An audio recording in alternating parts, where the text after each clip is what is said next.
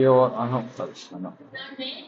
நான் ஜெயம் கொண்டு என் பிதாவுடைய சிங்காசனத்திலே அவரோட கூட உட்கார்ந்தது போல ஜெயம் கொள்கிறவன் எவனோ அவனோ என்னுடைய சிங்காசனத்தில் என்னோட கூட உட்காரும்படி அவர் செய்தேன். ஜெயம் கொள்கிற வாழ்க்கை ஏற்கனவே தன்னை உலகம் மாமிசம் சுயசித்தம், அடுத்தது சாத்தான். சாத்தானை ஜெயிப்பதற்கு உபவாசம்னால முடியாது. அதுக்கு ஒரு வழியை தேவன் கொடுத்திருக்கிறார். அவன் தோற்கடிக்கப்பட்டவன். அதாவது நல்லா தெரிஞ்சிருந்தோம், அவன் தோற்கடிக்கப்பட்டவன். அவனை தோற்கடிக்கிறது அவளை அபிஷேகம் வைத்த வெளிப்படுத்தினால் 12ஆம் அதிகாரம் 11ஆம் வசனத்தின் பின்பாகம் ஆட்டுக்குட்டியின் இரத்தத்தினாலும் சாட்சியின் வசனத்தினாலும் சாத்தானை ஜெயிப்பதற்கு 2 காரியம் தான் கற்பித்தார். ஏற்கனவே தோற்கடிக்கப்பட்டோம். சிலுவையில தலையகத்தை நதிக்கிட்டார். அவங்க செயலற்றவனாக மரணத்தின் மேல் எந்த ஒரு அதிகாரம் இல்லாதபடிக்கு ஆக்கிவிட்டிருக்கிறார். ஆனா நாம ஜெயிக்கணும்னா 2 காரணம். ஆட்டுக்குட்டியின் ரத்தம். போன வாரம் ஆட்டுக்குட்டியை குறித்து பழைய ஏற்பாட்டில் எப்படி இருந்தது, இந்த ரத்தத்தை எடுத்து எபிரேயருக்கு எழுதப்பட்ட நிருபத்தில் 9ஆம் அதிகாரத்தில் அவர் என்ன செய்தார். மோசே 19ஆம் வசனத்தில் எப்படி எனில்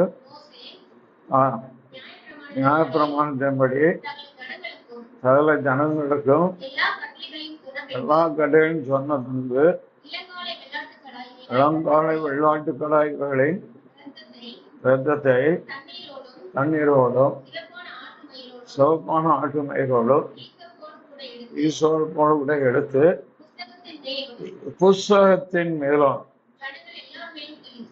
எல்லா மேலும் எடுத்து தேவன் உங்களுக்கு கட்டளையிட்ட உடன்படிக்கையின் ரத்தம்.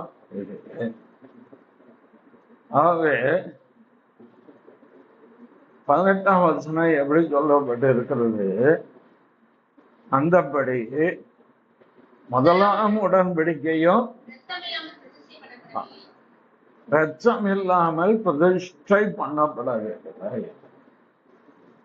அவை பழைய ஏற்பாட்டில் ஆண்டர் வைத்த நியமனங்கள் ஆட்டுக்கடா காளை இவளின் ரத்தத்தினாலே பிரதிஷ்டை பண்ணப்பட்டு தேவன் உடன்படிக்கையை ஏற்படுத்தி வைத்தார். ஆனால் புதிய ஏற்பாட்டில் ஆட்டுக்குட்டியானுடைய ரத்தம், இந்த ரத்தம் எப்படிப்பட்ட ரத்தம், அது என்ன செய்யும்? 1 பேதுரு 1ஆம் அதிகாரம் 19ஆம் வசனம். குற்றமில்லாத மாசற்ற ஆட்டுக்குட்டியாகிய கிறிஸ்துவின் விலையேறப்பெற்ற ரத்தத்தினாலே மீட்கப்பட்டு என்று அறிந்திருக்கு. முதலாவது ஆண்டவர் இயேசுவின் ரத்தம் மாசற்ற ரத்தம். போன வாரம் உங்களுக்கு விலைக்கு சொன்னேன். கன்னியின் வயிற்றில் அவர் பிறந்தபடியினாலே அவருக்குள் பாவ வித்து இல்லை. அந்த இரத்தத்தில் ஆதாமனுடைய அந்த பாவ வித்து அந்த ரத்தத்துல இல்லை. இன்னொரு விதத்துல சொல்றோம்னா கலப்படம் இல்லாத ரத்தம். போன வாரம் உங்களுக்கு விளக்கித்தாங்க. ஏவாள் சாப்பிட்ட பின்பு, ஆதாம் சாப்பிட்ட பின்பு பாவம் பிரவேசிக்கும். அதே போல அந்த ரத்தத்துல எந்த விதத்திலும் மாசு கிடையாது. அது புரிந்து கொள்ளும். சுத்தமான ரத்தம். பழைய ஏற்பாட்டுல எடுக்கும் போது சுத்தமான மிருகங்கள், சுத்தமான பறவைகளை எடுத்து பலி செலுத்தணும் இருக்கு. இங்க இரட்சகராகிய இயேசு கிறிஸ்து கண்ணின் வயிற்றில் வெளிப்பட்டபடினால், மரியாள் அவருடைய வயிற்றில் அவள் வெளிப்பட்டபடினால், அந்த ரத்தம் மாசற்ற ரத்தம். இன்னொரு விதத்தில் மாசுகளை நீக்குகிற ரத்தம். வாழ்க்கையில் இருக்கக்கூடிய மாசுகள். இதை குறித்து எபிரேய நிருபக்காரன் என்ன சொல்றாரு 9ஆம் அதிகாரத்துல, ஏற்கனவே பார்த்ததான் மறுபடியும் 14ஆம் வசனம், நித்திய ஆவியினாலே தம்மை தாமே பழுதற்ற பலியாக தேவனுக்கு ஒப்பு கொடுத்த கிறிஸ்துவின் ரத்தம் தேவனுள்ள தேவனுக்கு ஊழியம் செய்வதற்கு உங்கள் மனசாட்சியை சுத்தி இருப்பது நீச்சு. மாசு நீக்குகிற ரத்தம். கரைதிரை பிழையற்றவர்களாய் நாம் இருப்பதற்கு, அதனால்தான் முழுதும் முழுவன் சுத்தமாக இருக்கிறான். ஆனாலும் அவருடைய கால்கள் கழுவப்பட வேண்டும். ஆண்டவர் எங்க சொல்றா, சுவிசேஷத்தில் 10 பந்தியை அவர் செய்யும் போது 13ஆம் அதிகாரத்தில்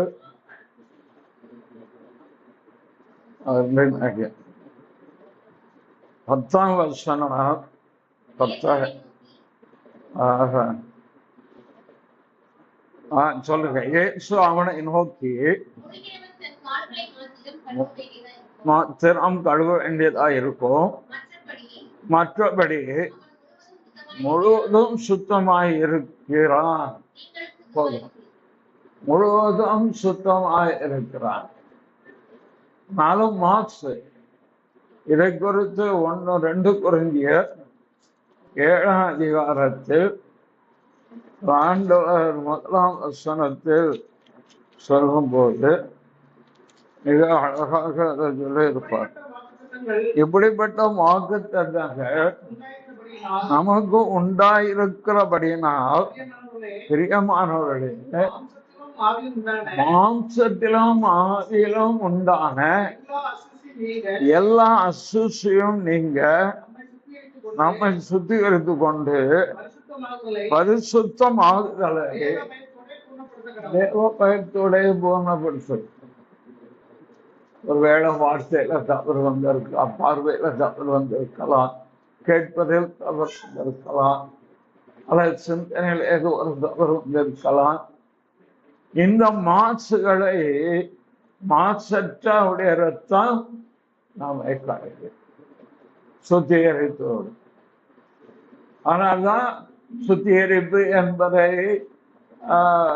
மற்ற பெரிய சபைகளில் வருஷத்தின் கடைசி நாட்களில் சுத்திகரிப்பு கூட்டம் என்று வைப்பார்கள். நம்ம வைக்கிறதில்லை. சனிக்கிழமை சுத்திகரிப்பு கூட்டம் என்று தி பெண்டிகாஸ்டல் சர்ச்சஸ்ல ரெகுலராக நடக்கும். மாலை 7 மணியிலிருந்து 9 மணி வரை ஒரு சுத்திகரிப்பு கூட. அடுத்த நாள் ஆராதனைக்கு தங்களை ஜனங்கள் ஆயத்தப்படுத்திக் கொள்ளணும் என்பதற்காக அவர்கள் அதை வைக்கிற வழக்கம் உண்டு. தவறே கிடையாது. ஆனால் நாம் ஒவ்வொரு நாளும் இரவு படுக்க போகும்போது ஒரு 5 நிமிஷம் தியானம் பண்ணினால் போதும். காலையிலிருந்து இதுவரைக்கு நான் நடந்து கொண்ட விதம் எப்படி, இதில் ஏதாவது கிறிஸ்துவ மாண்பு குறைச்சல் அடையும்படி என்னுடைய நடவடிக்கை இருந்ததா, இல்லை சத்தியத்துக்கு புறம்பாக என்னுடைய வாழ்க்கை முறை இருந்ததா? எந்த ஒரு 5 நிமிஷம் கண்களை மூடி படுத்துக்கிட்டேன். மகால் பற்றி நின்றுகள் படுக்கையில படுத்துக்கொண்டு ஒரு 5 நிமிஷம் நம்ம காலில் எஞ்சி பல்ல விளங்கி காவியை குளிச்சு பைபிளை பார்த்து ஒரு ஜபத்தை பண்ணிட்டு அப்படியே புறப்பட்டு நம்ம வேலைக்கு போய் அந்த காரியங்கள் எல்லாம் முடிச்சுட்டு இரவுல வந்து நித்திரைக்கு போகும் என்றார். ஒரு 5 நிமிஷம் தியானம் பண்ணி பார்த்தால் ஆவியானவர் நமக்கு உதவி செய்வார். ஆவியானவர் நீ இந்த இடத்துல இது பேசிருக்க கூடாது, எப்படி சொல்லாடல் இருந்திருக்க கூடாது, ஏதாவது ஒன்று. அது என்னன்னா ஒரு மாசு தூசி, நம்ம போயிட்டு இருக்கும்போது தூசி படுதில்ல, அத போல ஒரு பெரிய பாவமாகாது, பெரிய குற்றமாகவும் இராது. தேவனுக்கு உகந்ததா எல்லாம் இருக்கும். அதை உடனே அவருடைய ரத்தத்துக்கு நம்மளை கொடுத்து ஆண்டவரே இனிமேல் இது வராதபடிக்கு என்னை சுத்தமாக காத்துக்கொள்ற, நிறத்தால் என்னை கழுவும் சொல்லிட்டு போயிட்டு படுத்துக்காங்க.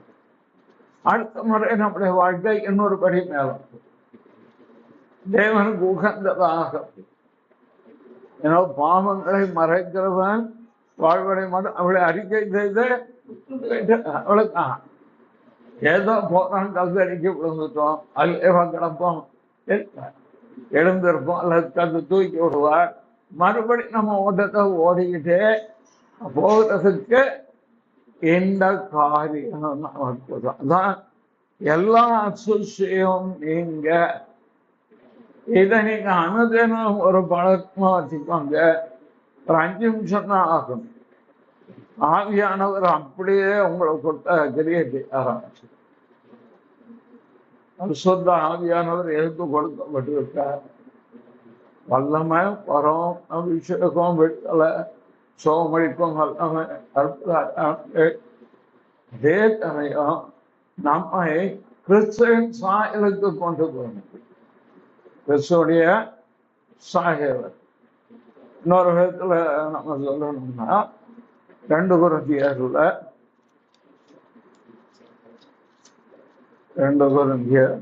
3:5 கர்த்தர் உங்கள் இருதயங்களை தேவனை பற்றும் அன்புக்கும் கிறிஸ்துவின் பொறுமைக்கு நேராய் நடத்துவாராக. தேவனை பற்றும் நேற்றைய தினத்துல கர்த்தர் என்ன நடத்தினார் இவருக்கு தெரியும். நேற்றைய தினத்துல வேலை செய்யும் போதே கர்த்தர் நடத்தினார். அதை மறந்து செய்துட்டு தான் எங்க உவாத கூட்டத்தை நடத்த ஆரம்பிச்சு. எங்க நடத்துவார் ஆவியானவர்? தேவனை பற்றும் அன்பு, முழு இதயத்தோடும், முழு ஆத்மாவோடும், முழு பலத்தோடும், முழு சிந்தையோடும், முழு ஆவியோடு தேவனாய் கர்த்தர் அன்பு கூறுவார். அழியாத அன்புடனே அன்பு கூறுகிறவர்களுக்கு எபேசியர்ல வருமா?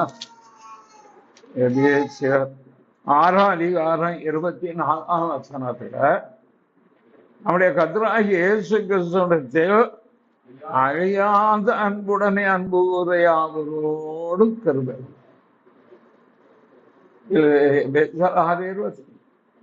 இதுக்கு நேராக நம்மள நடத்துவார். இது தினமும் ஒரு 5 நிமிஷம் ஒரு மெடிடேஷன். ஆண்டவரே இன்றைக்கு நான் செய்தது என்னில் ஏதாவது நற்கிரிகை இருந்ததா, ஏதாவது அனுசூரா பேசிட்டேனா, கோபப்பட்டேனா, ரொம்ப ஒன்றும் ஒரு பெரிய காரியம் இருக்காது சார், சின்ன காரியம். அது தேவனுடைய பார்வையில பூத கண்ணாடி வச்சு பெருசா பார்த்துக்கிறது, அவ்வளவுதான். அதை நாம் சீர்படுத்த ஆவியானவரால் தானே மைமை மேல் மைமை இழந்து மறுபடுகிறோம். 2 Corinthians 3:18 நாம் எல்லாரும் திறத்தமாகை கர்த்தருடைய மகிமையை கண்ணாடியிலே காண்கிறது போல கண்டு ஆவியாயிருக்கிற கர்த்தரால் அந்த சாயலாகத்தானே மகிமை மேல் மகிமை அடைந்து எந்த சாயல் ரோமருக்கு எழுதப்பட்ட நிறுவம் 8ஆம் அதிகாரம்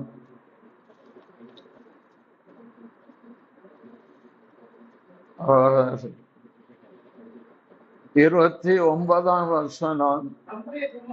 தம்முடைய குமாரன் அநேக சருக்குள்ளே முதற்பெறாய் இருக்கும் பொருட்டு தேவன் எவர்களை முன்னறிந்தார்களோ அவர்களை தமது குமாரனுடைய சாயலுக்கு ஒப்பாயிருப்பதற்கு யாருமே ரட்சிக்கப்பட்டவங்க பரிபூர்ண குணசாலியா இருக்க மாட்டாங்க. ஒன்று புரிஞ்சுக்கணும். அங்கே ஆதி ரட்சிக்கப்பட்டிருக்கோம், நம்ம குண ரட்சிக்கப்பட்டிருக்கோம். பர்சனாலிட்டி நம்முடைய குணம் ஒரே நாள்ல ஜடானி ஏசு கிறிஸ்துவின் குணம் போல மாறினார். ஒரு வருஷத்துக்குள் இருந்தால் புது சிருஷ்டியா இருக்கிறான் என்றால் ஏசு கிறிஸ்துவின் ரத்தம் நம்மை நீதிமானாக்கி தேவ பிள்ளை என்கிற இடத்துக்கு கொண்டு வந்து விட்டிருக்கேன். ஆனால் உள்ளான மனுஷன், அந்த உள்ளான மனுஷன் ஆவிக்குரியவன் வளரணும்னு வச்சுக்கோங்க. அது ஒரே நாட்டில் நடக்கிற விஷயம் கிடையாது. ஒரு 2 Corinthians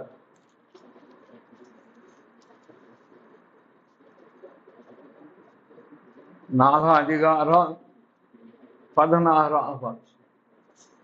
ஆனபடினாலே நாங்கள் சோர்ந்து போகிறதில்லை, பிரமாணம் என்று அழிந்தும் உத்தான மனுஷனானது நாளுக்கு நாள் போய்வார்.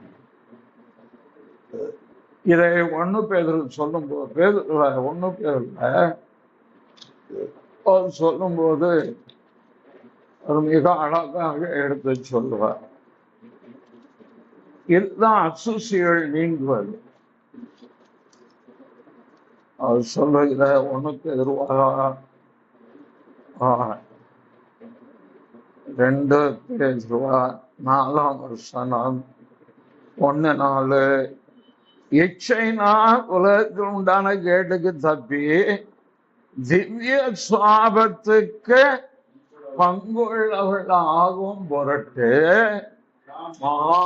மேன்மையும் அருமையான வாக்கு தத்தங்களும் அவளினால் நமக்கு அளிக்கிறது. திவ்ய சுவாபத்துக்கு பங்குள்ளவர்களாக சுவாபத்துல மாற்றங்க அசுசி வந்துட்டேன்னு அதை இயேசுவின் ரத்தம் என்ன செய்யும்?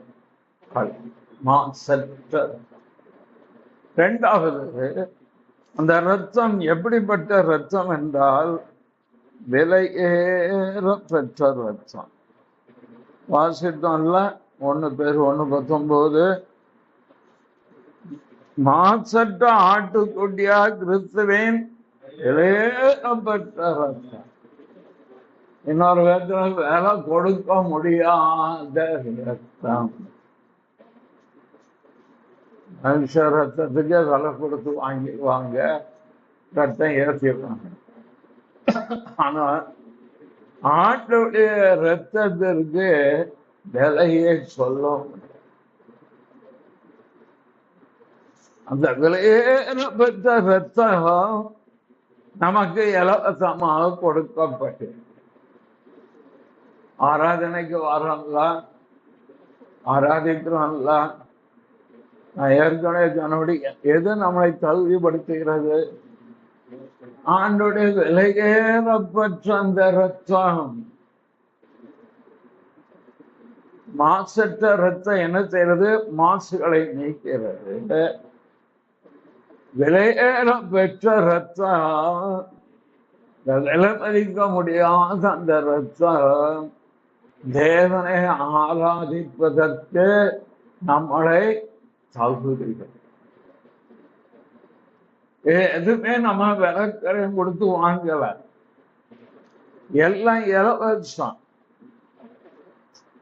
அதாவது வேதத்துல நிறைய இலவசங்கள் உண்டு. உங்களுக்கு தெரியுமா? ஊர்ல சொல்லுவாங்க, 1 வாங்கினா 1 இலவசம், 2 வாங்கினா 4 இலவசம். ஆண்டவருடைய ரத்தத்தாலே நமக்கு நிறைய இலவசங்களை கர்த்தர் கொடுத்து வைக்கிறார். ஏன்? ஆட்டுக்குட்டி அவனுடைய ரத்தத்தால நம்ம மீட்கப்பட்ட போது நாம் நீதிமான்களானல்ல, நீதிமான்களுக்கு 25 ஆசீர்வாதம் இலவசம். அது எந்த கிரியும் நீங்க செய்ய வேண்டாம், நானும் செய்ய வேண்டாம்.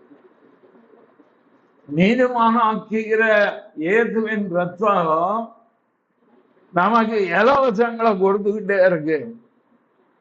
தேவ பிரசன்னம் நமக்கு இலவசம், தேவ சமாதானம் இலவசம், தெய்வீக சந்தோஷம் இலவசம், தெய்வீக இழைப்பாறுதல் இலவசம், தேவ உறவு இலவசம், வாக்குத்தத்தங்கள் இலவசம், உடன்படிக்கை இலவசம், சுகமும் இலவசம், ஆரோக்கியமும் இலவசம். ஆண்டவர் எல்லாம் இலவசம். எந்த இடத்துலையும் நீ இதற்கு கரையம் செலுத்தன்னு சொல்லல. ஏன்னா நான் ஏற்கனவே கரையம் செலுத்திட்டேன், முடிச்சு வச்சுட்டேன். உதாரணத்துக்கு வேணா உங்க வீட்டுக்கு கூப்பிடுறேன் ஒரு விருந்துக்கு. இந்த விருந்துக்கு கூப்பிட்டு நல்லா சமையல் பண்ணி அருமையான ருசியான ஆகாரம் செஞ்சு டேபிள சாப்பிடுவேன்னா சாப்பிடணும்னா சாப்பிடாம பார்த்துக்கிட்டே இருந்தா, வாசனை மட்டும் முதல்ல இருந்தா, இது போல் தான் சிறுவையில எல்லாத்தையும் முடிச்சு வச்சிட்டாரு. பிரட்சணியத்துவம் முடிச்சு வச்சிட்டாரு, நோயை வந்து முடிச்சு வச்சிட்டாரு, சாத்தானை ஜெயித்து வச்சிட்டாரு, மரணத்துக்கு உரம் முடிச்சு வச்சுட்டாரு, அப்புறம் ஆபத்தை முடித்து வைத்துட்டாரு. இப்ப சொல்றாரு, நீ எல்லாத்தையும் என் மேல விசுவாசமா இருக்கல்ல, அந்த விசுவாசத்திலே நீ சுதந்திரித்துக்கோ என் ரத்தத்தின் மூலம். நாம என்ன செய்யணும்? அதை சுதந்திரிக்காம அமைதலா கிறிஸ்துவுக்குள் உன்னதங்களில் ஆவிக்குரிய சகல ஆசீர்வாதத்தினாலும் எங்க இருக்கு, மறக்கக்கூடாது. ஆசீர்வாதம் சார், சும்மா இல்ல, இலவசம். 1:3 எபேசியர். நம்முடைய கர்த்தராகிய இயேசு கிறிஸ்துவின் பிதாவாகிய தேவனுக்கு ஸ்தோத்திரம்.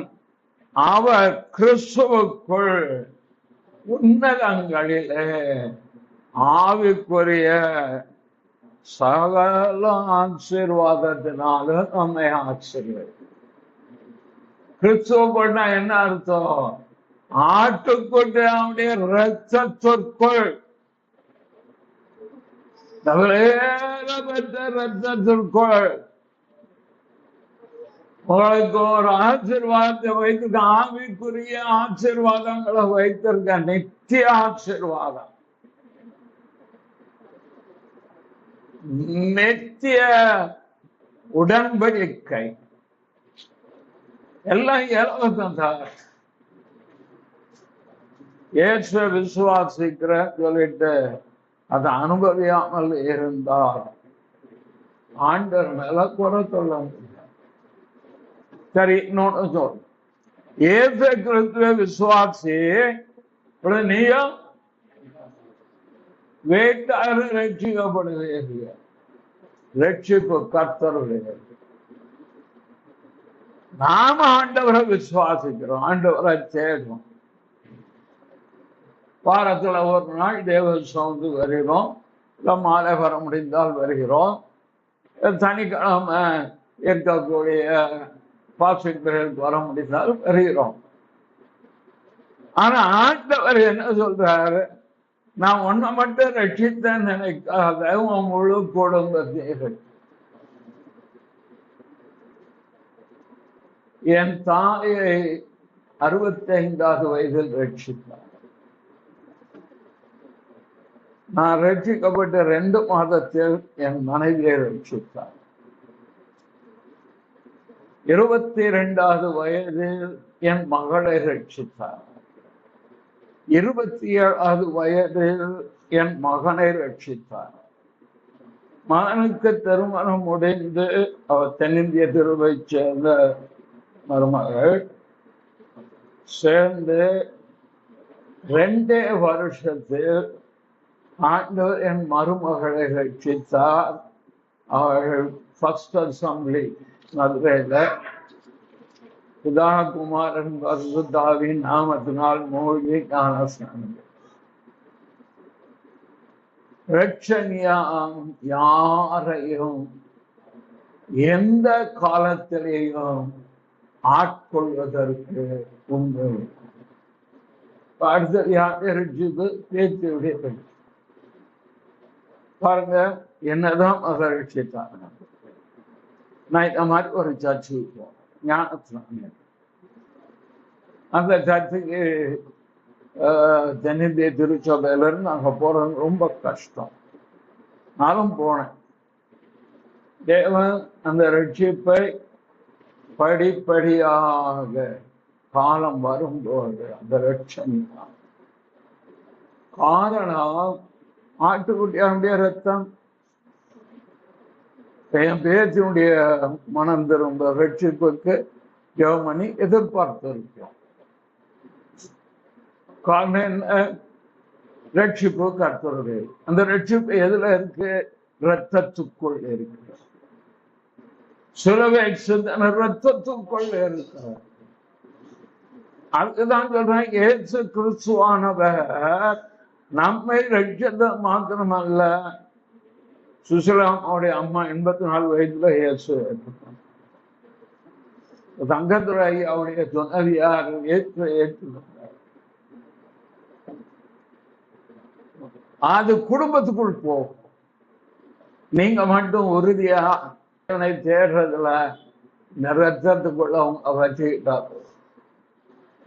ஆட்டு கூட்டியாமுடைய ரத்தம் சகல பாவங்களை நீக்கி நம்மை நீதிமானாக்கி நீதிமானுடைய சுதந்திரத்துக்குரிய வைத்தது. இந்த ரத்தம் இன்னொரு காரியம் இதை குறித்து சொல்லப்பட்டிருக்கு. ஆண்டுடைய ரத்தம் எபிரேயருக்கு எழுதப்பட்ட நிருபம் 6ஆம் அதிகாரம்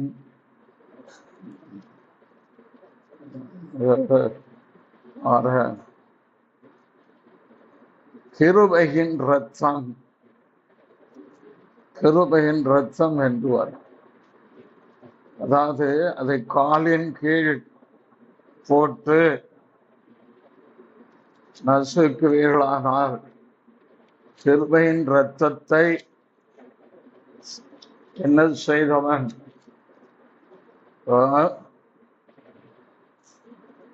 அவன் கிருபையின் ரத்தத்தை என்று. அது எபிரேயர் நிருபத்தில்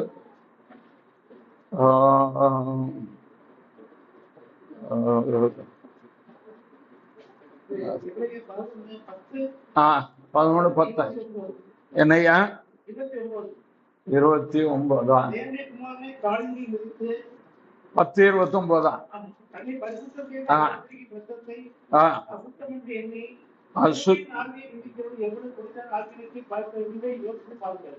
தேவனுடைய குமாரனை காலின் கீழ் மிதித்து தன்னுடைய பரிசுத்த செய்த உடன்படிக்கையின் ரத்தத்தை அசுத்தம் என்று எண்ணி கிருபையின் ஆவியை நிந்திக்கிறவன் எவ்வளவு கொடிதான் ஆகினைக்கு பார்த்தோமாய் என்று யோசித்து பாருங்கள்.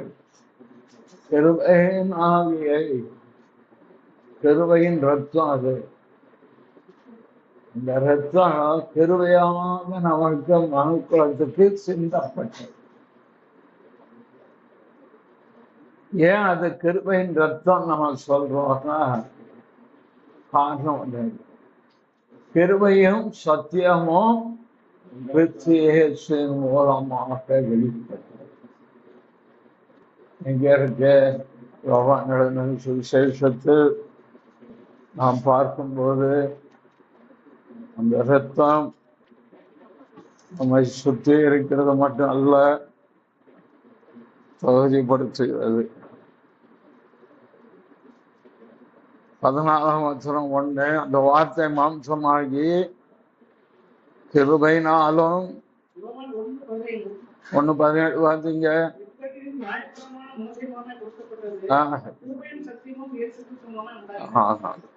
கிருபையும் சத்தியம் இயேசு கிறிஸ்து மூலமாக உண்டாயிற்று.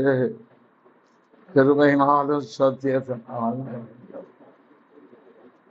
அதான் கிருபை, இந்த ரத்தம், இந்த மீட்பு, இந்த ரட்சணியம், இந்த இரக்கத்தை உதாசீனப்படுத்தக்கூடாது என்பதிலே நாம் கவனம் இருக்க வேதம் நமக்கு எச்சரிக்கிறது. அவ்வளவுதான். அடுத்தது நாம் வாசித்த அந்த எபிரேயர் 10:29 உடன்படிக்கையின் ரத்தம் என்று சொல்லப்பட்டது. என்ன உடன்படிக்கையின் ரத்தம்? உடன்படிக்கையின் ரத்தம் என்று சொன்னால் தேவனுக்கும் மனிதனுக்கும் என்ன செய்யப்பட்டிருக்கிறது? ஒரு உடன்படிக்கை ஆண்டவர் சில பண்ணியிருக்கிறார். இந்த உடன்படிக்கை, இந்த உடன்படிக்கையின் ஆசீர்வாதங்கள், இந்த இரத்தத்தால் உண்டான ஆசீர்வாதங்கள் ஒரு சிலரை மட்டும் உங்களுக்கு எடுத்து சொல்லிட்டு, உடன்படிக்கையின் ரத்தம் அது எவ்வளவு தூரம் அது விலையேறம் பெற்றது. உடன்படிக்கையின் ரத்தம் நம்ம வார்த்தை எபிரேயர் 9:20 இந்த உடன்படிக்கையின் ரத்தத்தை எடுத்து என்ன செய்தார்? தெளித்தார் என்று பார்க்கிறார். எபேசியர் 2:13 வாசிங்க. இந்த உடன்படிக்கையின் ரத்தத்தால் நமக்கு கிடைத்த காரியம் என்ன? முன்னே தூரமாய் இருந்த நீங்கள் இப்பொழுது கிறிஸ்து இயேசுவுக்குள் கிறிஸ்துவின் இரத்தத்தினாலே சமீபம், தேவனுக்கு சமீபமாகும். யாருக்கு சமீபமா வந்துட்டோம்? தேவனுக்கு தூரமா இருந்த நீங்கள். எதுக்கெல்லாம் தூரமா இருந்தோம் தெரியுமா? 12ஆம் வசனம், அக்காலத்திலே சேராதவர்களும் இஸ்ரவேலுடைய காணி ஆட்சிக்கு புறம்பானவர்களும் வாக்குத்தத்தம் உடன்படிக்கைகளுக்கு அந்நியரும் நம்பிக்கை இல்லாதவரும் உலகத்தில் தேவனற்றோளுமாய் இருந்தீர்கள் என்று நினைத்துக் கொள்ளுங்கள். எப்படி இருந்த உங்களை ஆண்டவர் இயேசு கிறிஸ்துவின் உடன்படிக்கையின் இரத்தத்தின் மூலம் தேவனுக்கு சமீபமாக கட்டப்பட்டது. அடுத்து எபிரேயர் 10:20 எபிரேயர் 10:20 அந்த உடன்படிக்கையின் இரத்தத்தின் மேன்மை. அந்த மார்க்கத்தின் வழியாய் இரத்தத்தினாலே நமக்கு தைரியம் உண்டாயிருக்கிறது. இந்த மார்க்கத்தின் வழியா பிரவேசிப்பதற்கு இரத்தத்தினாலே நமக்கு தைரியம் உண்டாயிருக்கிறது. எதுல பிரவேசிக்கிறதுக்கு உங்களுக்கு தைரியம் எனக்கும் உண்டாயிருக்கிறது? 19ஆம் வசனம். ஆகையால் சகோதரரே, நாம் பரிசுத்த தலத்தில் பிரவேசிப்பதற்கு இயேசுவானவர் நமது மாம்சமாகிய திரையின் வழியாய் புதிதும் ஜீவனுமான மார்க்கத்தை உண்டு பண்ணினபடியால் அந்த மார்க்கத்தின் வழியாய் இயேசுவின் இரத்தத்தால் தைரியம். எபிரேயர் 4:16 ஆதலால் இரக்கத்தை பெறவும் ஏற்ற சமயத்தில் சகாயம் செய்யும் கிருபை அடையவும் தைரியமாய் கிருபாசனத்தை. இந்த தைரியம் எங்க இருந்து வந்தது? இயேசுவின் உடன்படிக்கையின் இரத்தத்தினாலதான் கிருபாசனத்தை தைரியமா போறோம். ஏற்பாட்டுல முடியாது.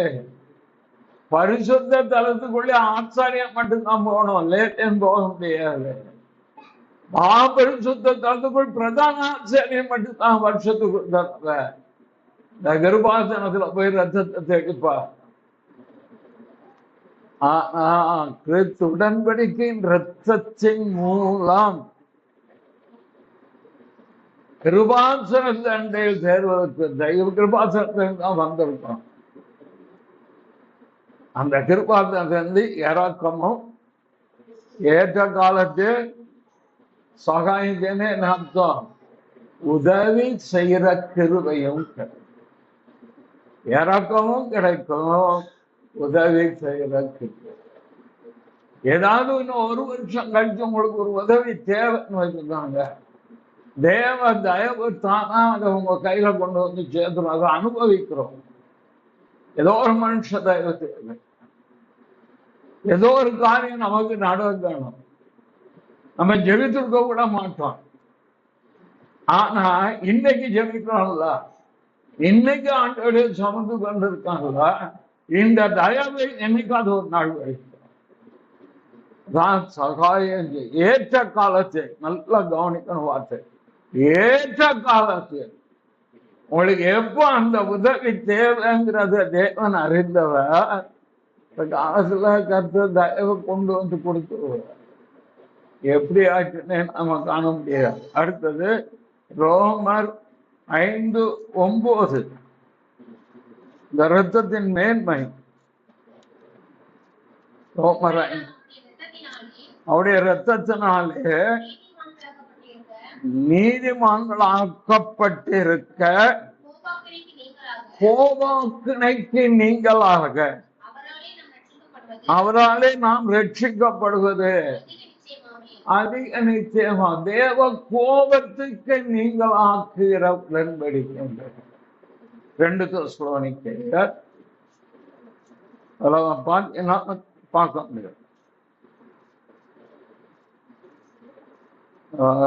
2 தெசலோனிக்கேயர் அதுல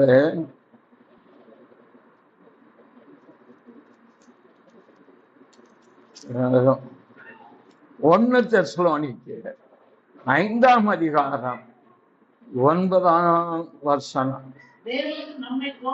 தேவன் நம்மை கோபாக்கினைக்கென்று நியமித்தார்கள்.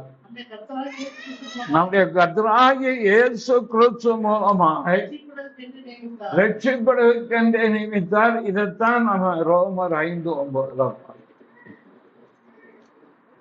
இது எதை குறித்து வருகிறது என்றால், ஆண்டோடைய வருகை குறித்து அதில் சொல்லப்பட்டிருக்கும். தேவன் உலகத்தின் மேல் கோபாக்கினை குவிக்கும் போது தம்முடையவர்களை அதற்கு உட்படுத்த மாட்டார். திருஷ்டாந்தமா வேணுமா? சோதம் குமாரா தேவ கோபத்தால் அழிக்கப்படும் போது நீதிமானாகிய லோத்தை அவர் ரட்சித்திருக்க, அவன் போனவர்கள் தான் அழிச்சார். சபை எடுக்கப்பட்டவர் தான் அழிப்பார். சபையை வைத்துக்கட்டு இப்போ சண்டை இதெல்லாம் ஏற்கனவே வரும்னு ஆண்டவர் மத்திய 24 லூக்கால சொல்லிட்டார். இதுவல்ல, மகா உபத்திர காலம், உபத்திர காலம் அந்தி கிறிஸ்துவின் காலத்தில் வரக்கூடிய வெளிப்படுத்தின விசேஷத்தில் 7ஆம் அதிகாரத்திலிருந்து 18ஆம் அதிகாரம் வரை சொல்லப்பட்டிருக்கிற இந்த வாதைகள் அழிவு எல்லாம் சபை எடுத்துக்கொள்ளப்பட்ட பின்பு. தேவன் நம்மை கோபாய்க்கு நெங்கின நியமிக்கல. நல்லா புரிந்துக்கோங்க. எதன் உலகத்துல சில காரியங்களை நம்ம எதிர்பார்க்கிறோம், கத்தருக்கு தருவாரு, இல்லைன்னு சொல்லலாம். ஆனா மீட்கப்படுகிற நாள் என்றால் கோபாய்க்கு நைக்கிறவைகளுக்கு ரட்சித்தவர். உடன்படிக்கையின் ரத்தத்தின் மேன்மை அதுதான். இயேசுவின் ரத்தம் பிசாசின் அடுங்கிறதுக்கு காரணமும் இதுதான். இவனை தொட முடியாது, இவனை தொடவே முடியாது. ஏன்னா இவன் மீட்கப்பட்டான். தொடுறதுக்கு நமக்கு அதிகாரம். தேவ கோபம் மேல இல்லை. முடிவு காலத்திற்கும் தேவன் சேர்த்துதான் இதை கொடுத்திருக்கார். இப்ப எவ்வளவு உன்னதமான ஒரு உடன்படிக்கை தேவன் முடிச்ச கடைசியாக எபிரேயர் 12:24 இந்த ரத்தம், உடன்படிக்கையின் ரத்தம், ரத்தம் உடன்படிக்கையின் மத்தியஸ்தராகிய ஆபேலுடைய ரத்தம் பேசினதை பார்க்கலாம். நன்மையானவளை பேசுகிற ரத்தமாகிய செழிக்கப்படும் ரத்தத்தினத்துக்கு வந்து சேர்ந்து பரிந்து பேசும் ரத்தம். ஏன்னா நம்ம பலவீனர், பலவீனம் இல்லாத மனுஷன் இல்லை. ஆனால் சுகவீனமா இருக்க தேவன் விரும்புகிறார். பலவீனம், அவர் பலவீனங்களை ஏற்றுக்கொண்டு நோய்களை சுமந்த சர்வத்துக்குரிய. ஆகவே ஆண்டுடைய ரத்தம் பரிந்து பேசும். ஏன் ஆபேலின் ரத்தம் பேசினை பார்க்கிறோம் என்றால் அது பழிவாங்க பேசு. அதுக்கு என்ன ஆதாரம் இருக்கு? பழிவாங்க பேசுனதை நீங்க பாட்டு சொல்லிட்டு போலாமா? நேரம் ஆயிட்டு அந்த வசனத்தை மட்டும் சொல்லிட்டு, ரத்த சாட்சியில் ரத்தமே ஆண்டோட்ட பழி வாங்கும்படி பேசிச்சு. அதிகமாக வெளிப்படுத்தின விசேஷம்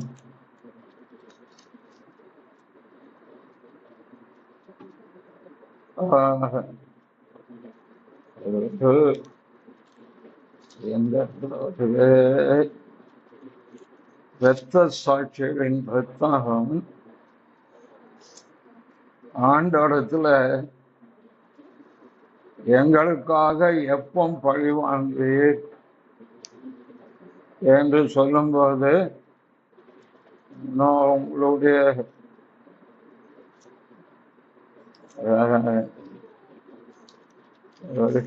விசேஷத்துல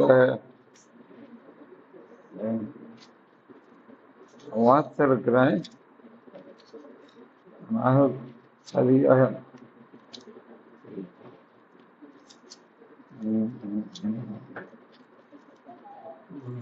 எடுத்து சொல்ல பார்க்கிறேன். அடுத்ததான் அவங்களுக்கு சொல்றேன். எடுத்து நான் சொல்றேன். நீர் எப்பொழுது அவரிடத்திலே பழி வாங்குவீர்